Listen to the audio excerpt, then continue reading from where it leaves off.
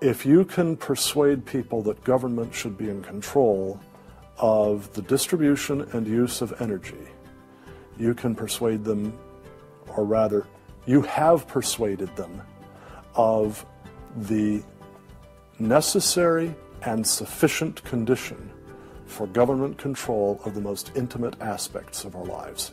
One of the main thrusts of socialism these days is obviously through the environmental movement.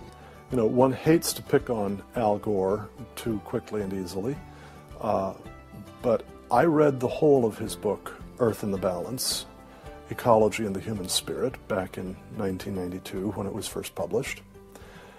And if you know anything about the history of political philosophy, you read the last chapter in that called A Global Marshall Plan, and you understand that there is no way to implement what Al Gore was calling for in 1992 in that book except by means of totalitarian world government. Patrick Moore, who was a co-founder of Greenpeace, and he was a very dedicated environmentalist, quit Greenpeace when he realized that it had been captured by radical leftists who were intent on using the environmental movement as a vehicle to destroy capitalism. How many factories work when there's a power outage? None.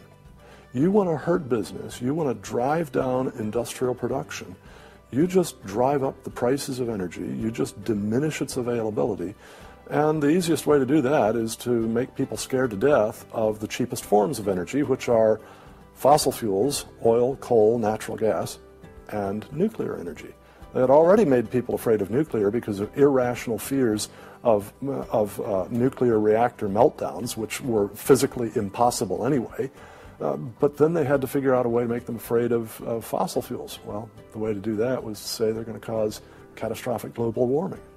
So I used to think this was just one great big distraction. If they want to put their energies toward the environment, but now I see that this is now being turned around and used as a tool to further a socialist agenda. Charles Rubin, a political scientist who wrote the book The Green Crusade, has told this story extremely well. Environment comes from a French word meaning surroundings. Well, now, what is surroundings? Everything around you, right? And so, as Rubin points out, environmentalism is literally everythingism.